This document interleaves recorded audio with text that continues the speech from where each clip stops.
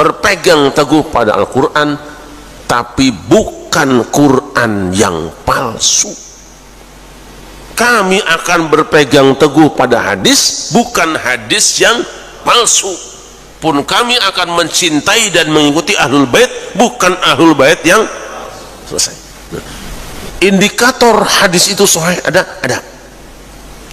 Tanda-tanda hadis itu palsu ada. Pun tanda-tanda Ahlul Bait palsu ada. Nabi SAW beliau memesan kepada umatnya dua hal. Ma in tamassaktum bihima lan tadillu ba'di. Semenjak kamu masih berpegang dengan dua hal ini, kamu nggak akan sesat, nggak keliru. Kitabullah wa itrati, Al-Quran dan keluarga Nabi Muhammad SAW. Habaib maksudnya. Ada riwayat hadis Kitabullah wa sunnati, kitabnya Allah dan sunnahnya Nabi. Berarti tiga hal yang dipesan dengan Nabi. Kalau dijamak ini dua hadis, Al-Quran, hadis, dan Ahlul Bait. Al-Quran, hadis, dan habaib. Aku tinggalkan di tengah kamu dua perkara.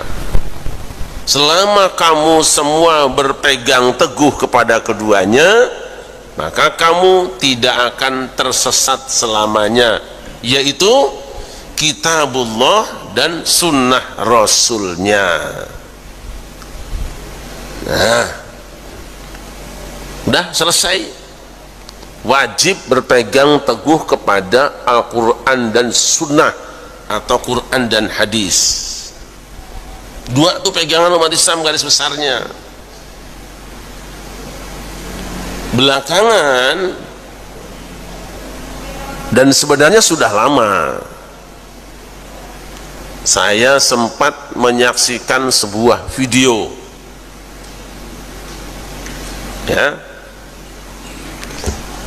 yang seakan-akan menafikan kewajiban berpegang teguh pada as-sunnah.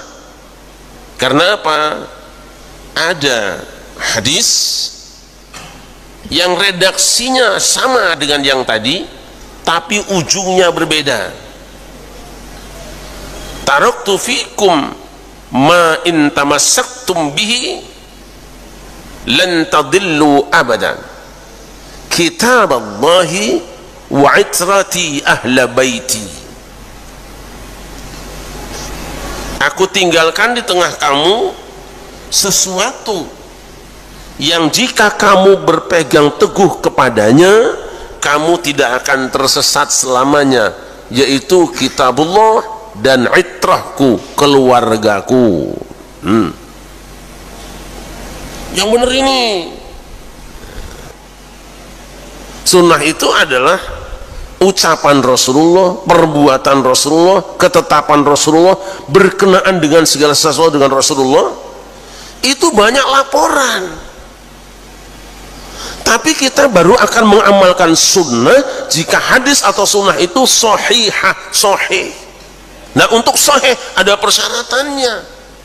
Itu laporan tentang Nabi itu jutaan jumlahnya dulu itu, banyak sekali. Rasul bersabda, Rasul melakukan ini, Rasul melarang anu, ramai sekali. Termasuk hadis terong, siapa yang makan terong, ada itu.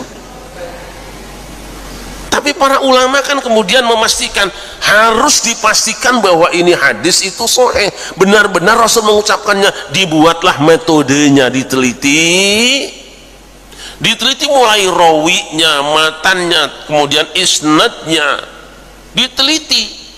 Satu hadis itu dibaca, diteliti, ditelusuri semua. Kamu dengar dari siapa? Dari Ustadz Hamdi. Terus kamu dari siapa? Dari Haji Mahali. Diteliti. Setelah diteliti orang-orangnya, adil apa tidak, sikot apa tidak, kredibel apa tidak, pinter apa tidak, cerdas apa tidak. Karena kadang-kadang orang ada hafalannya campur aduk, kan? Selesai itu teksnya, apakah teksnya itu menyalahi Quran apa tidak? Apa teksnya itu cacat apa tidak? Dah, Setelah diuji, diteliti, disimpulkan, oh ternyata ini menurut kriteria yang disepakati dan ditetapkan para ulama benar-benar hadis sahih. Mari kita fahami dan kita amalkan. Lu ternyata hadis ini palsu toh, maka hadis ini kita buang. Jadi berpegang teguh pada sunnah juga ada teknisnya apa? Pastikan bahwa sunnah itu memang benar. Kedua, yang ketiga sama, berpegang teguh kepada ahlul bait atau mengikuti ahlul bait, mahabbah ahlul bait.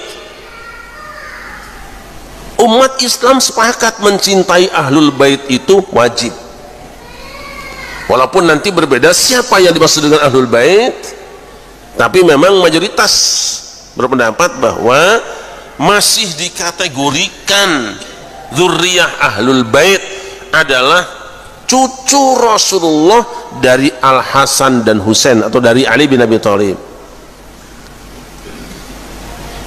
Tapi apakah setiap orang yang melaporkan bahwa ini cucu Rasulullah itu diterima? Tidak, harus diteliti dulu. Ya kayak hadis tadi itu, teliti dulu. Karena apa? Lalu kalau semua orang ngaku diterima, ya rusak. Asal hidungnya mancung, badannya jangkung, gitu kan. Ada. Lalu ngaku cucu Rasul, cintai saya wajib. Diteliti. Ya. Sejarah mencatat banyak orang yang menisbatkan kepada Rasulullah tapi bukan. Ya memang karena kita selama ini tertidur pulas dinak bobokan, dan pikiran kita itu kalau cucu Rasul itu mesti pakai udang-udang itu cukup cirinya. Tidak ingat bahwa di Timur Tengah itu udang-udang itu bukan spesial cucu Rasul. Gitu. Lalu ketika ada orang yang mencoba menganalisa nasab silsilah seseorang, itu kita nolaknya pakai udeng-udeng. Dia kan pakai udeng-udeng, dia ngajinya selawatnya bagus, bukan itu masalahnya. Benar kata orang, supaya kita tidak salah mencintai, Rasul perintahkan mencintai ahlul bait. Kita punya cinta akan kita tumpahkan ke dia, tapi pastikan bahwa pengakuannya benar. Betul. Nah terus para ulama juga mengambil kriteria, ya pastikan ketika ada pendapat bahwa ini adalah mazhab ahlul bait, kita teliti apakah benar seperti itu fikihnya ahlul bait. Kita teliti, tidak apa-apa, boleh. Penisbatan pendapat itu kepada ahlul bait benar apa tidak, itu penting. Nah itu sebenarnya sebab kita tidak mau baca Quran tapi Quran palsu, kita tidak mau mengamalkan hadis, hadis palsu, pun kita tidak mau mencintai ahlul bait tapi ahlul bait, itu masalahnya. Yang tahu ini benar apa tidak ada ahlinya semua. Nah kita orang awam nggak usah ikut campur lah. Saya campur, ada dewek-dewek ahli ini, saya tidak percaya dengan ini, ya diskusi, ya nggak mungkin lah masa firman Allah kayak gini tekor ini, diskusi kepada ahlinya. Hadis ini nggak mungkin dhaif, ini pasti sahih, ini sisanya pasti benar. Ayo diskusi, debat terbuka kalau perlu, itu seperti itu. Jadi jangan pertentangkan antara sunnah dengan ahlul bait. Tidak ada pertentangan, ada memang persoalan. Indikator hadis itu sahih ada. Tanda-tanda hadis itu palsu ada. Pun tanda-tanda ahlul bait palsu ada. Maka para ulama mengatakan yang dimaksud dengan ahlul bait yang wajib diikuti adalah yang alimnya. Lah kalau sama yang bodoh mau ngaji apa? Mau sholat sama orang bodoh? Gitu. Yang mana? Yang baik akhlaknya dan mencontoh Rasulullah dalam kehidupannya. Wis. Ayo kita lihat Rasul pernah berdoa, Allahumma ij'al rizqa ali Muhammadin qutan. Allahumma ij'al rizqa ali Muhammadin qutan. Ya Allah, jadikanlah rezeki ali keluarga Muhammad itu hanya pas-pasan. Ada yang gitu sekarang?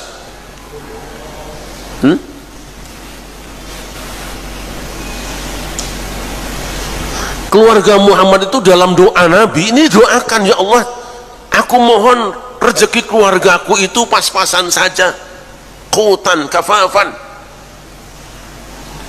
Kira-kira doa Rasul dijabah nggak?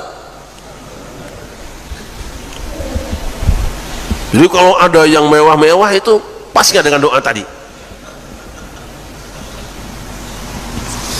Dua, inna la tahillu lana sadaqah. Kami ahlul bait,